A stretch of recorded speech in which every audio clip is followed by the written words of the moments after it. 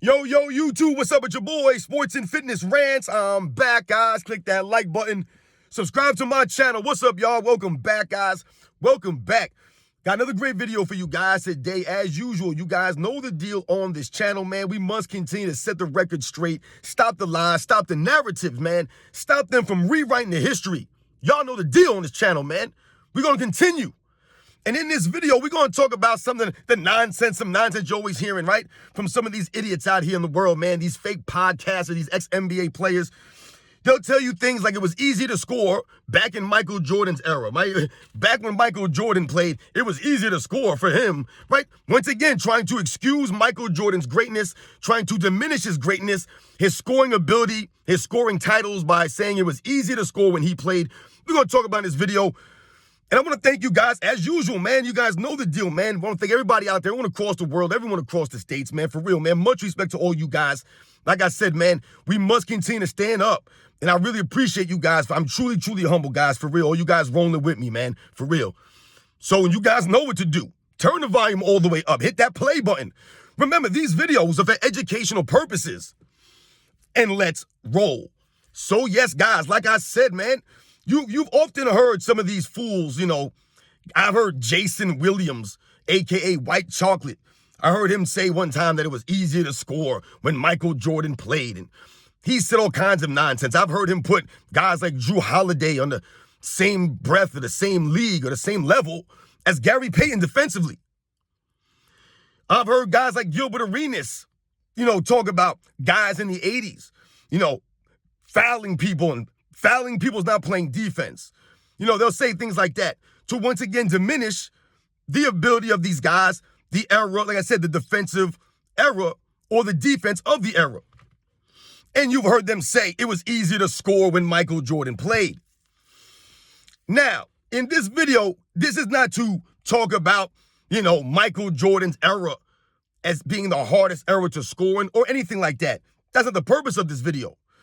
But when we hear people say it was easier to score when Michael Jordan played, and they're comparing that to the current era, the last 10 or 15 years that we've seen of this era of NBA, I don't think anyone could really come to the conclusion that when Michael Jordan played, it was quote-unquote easier to score than it is today, or it's been, like I said, over the last 10 or 15 seasons now. And there are certain aspects of the game back in those days that we could think about. Whether we want to think about the 80s and the 90s, we can include both eras. But it's different things that we can think about as it relates to that time and the defense or how easy or not easy it was to score in that time. So what have I always told you guys about in this channel that's very important is the effort. The effort. So let's start with the effort. That's one thing that we knew was there more often than not, especially more consistently than this era, is the effort of the majority of the players a majority of the time, right? The consistency of the effort that these guys gave on the defensive end. So I'll give you an example of what I'm talking about. When we think about guys shot blocking, right? We think about the big men of that era, the big men of the 80s and the 90s, the all-time great big men, not just the big men. These guys were all-time greats. When we think about something like effort, what that highlights is these guys in that era, their abilities to go up and block shots, their aggression towards this stuff, right? Giving the effort. They were trying to block your shot. The big men, they were contesting you at the rim.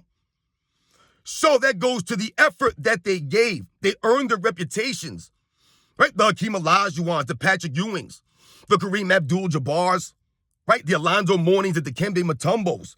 They developed a reputation, right? They earned a reputation off of that effort. So we think about the great defensive players of those times, the all-time great defensive players, the Michael Jordans, the Scottie Pippens, the Gary Paytons, the Dennis Johnsons. We think about the Joe Dumars, right? We think about some of these great defensive players of the 80s and the 90s, the Sidney Moncriefs, the Michael Coopers, the Alvin Robertsons, right? Not to mention all those big guys that I mentioned before. These are all-time great defensive players. So how could it be easier to score in that era? Right? It was a renaissance for big men in the 90s. Think about all the great big men you had in the 90s. The guys that I just mentioned. You add Shaquille O'Neal in that. Right? Alonzo Mourning. There were a lot of great big men. So the effort was there. We know that. The guys gave the effort. So when you hear people who don't know about those eras and they mention guys like Danny Ainge and the Jeff Hornacek, these guys I'm always telling you about, the slow and athletic white guys, the Dan Marleys, they'll say these are slow and athletic white guys to diminish them. But not realizing that these guys gave more effort, way more effort, than most of the guys in this era on the defensive end. They gave the effort. That's the one thing that was a given. They were professionals. So it wasn't easier to score just off of that aspect, the effort that these guys gave more consistently than they do today. Right? Guys took pride in defense back in them days. Right? It was a badge of honor. Right? There were defensive specialists. Like I said, now today, guys don't really want to play defense like that. Most guys don't. When we think about the physicality of the game, right? That's the one thing that people always will point right to. Oh, the 80s, the 90s was way more physical than today, and that's absolutely on the money.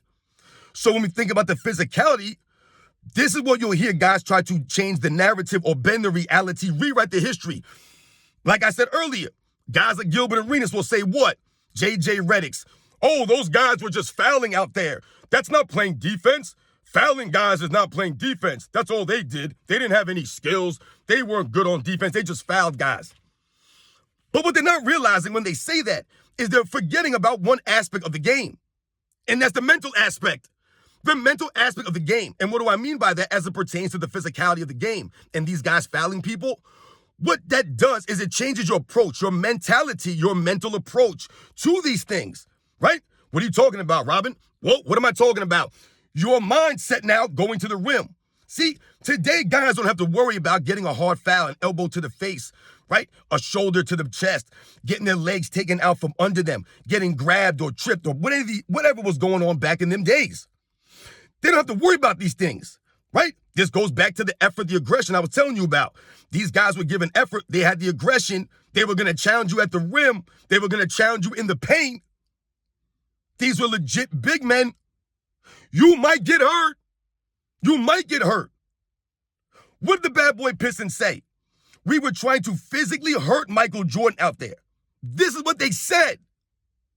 So, that's part of Michael Jordan's greatness because his mindset did not change.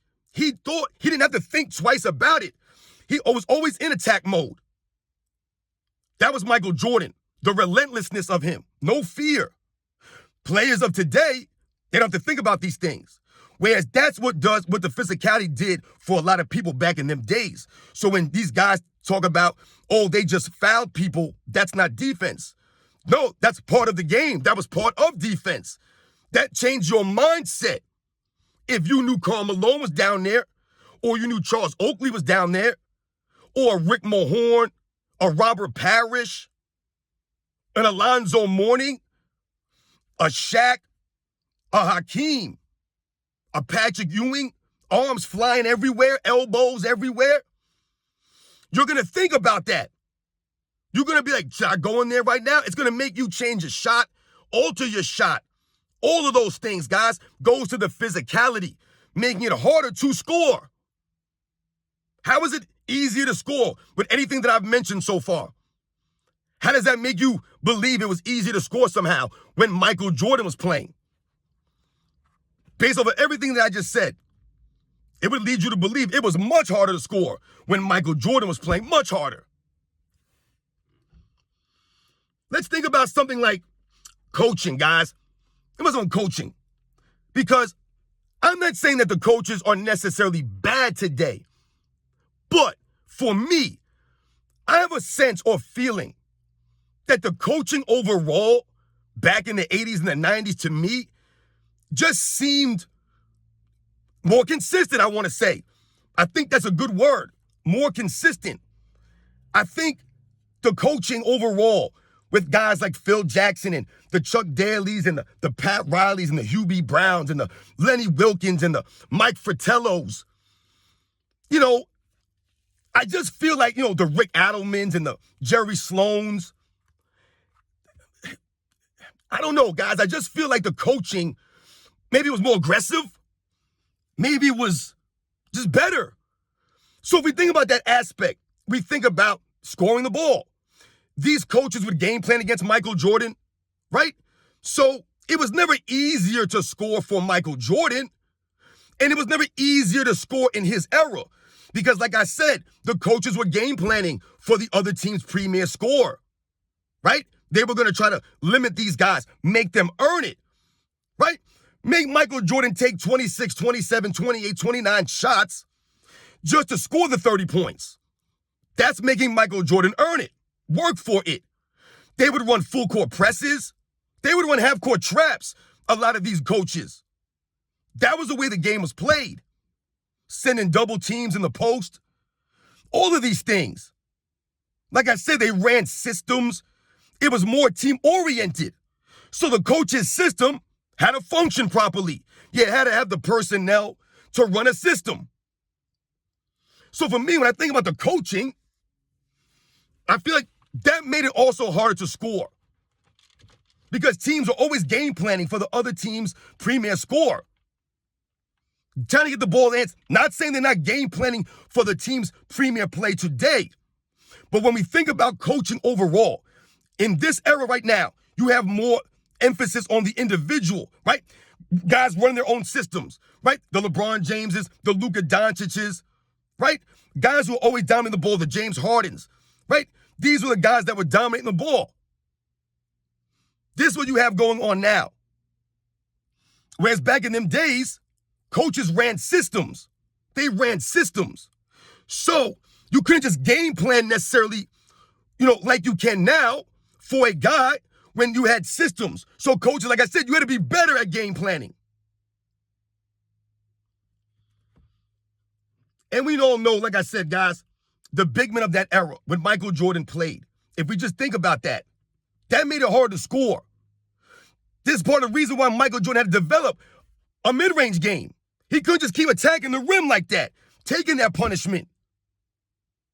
You can't just keep going in there like that. You got to develop other things. Keep them guessing. Keep them off you. And the big men in that era, they were elite. And like I said, these guys played with the effort, the aggression. They earned their labels of defensive players or shot blockers, the intimidators. The intimidators. This is what enforcers were, guys. They intimidated. They bullied you. They made you think about going in there. Like back in the day in the NFL, coming over the middle, only the men came over the middle. Only the men did. Because you get killed out there coming over the middle back in the NFL. Just like with the NBA. You can get hurt going in there. You had to think about these things. These guys today, they don't know about that. I remember Michael Jordan in an interview saying these guys don't have a clue as to the physicality and having to earn it and what that meant and what that does to your mental. The mental part.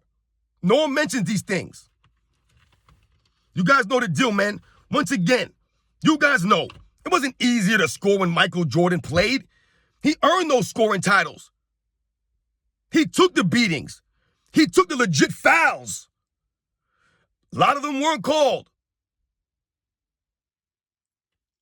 That was the way the game was played, guys. It wasn't easier to score when he played the game.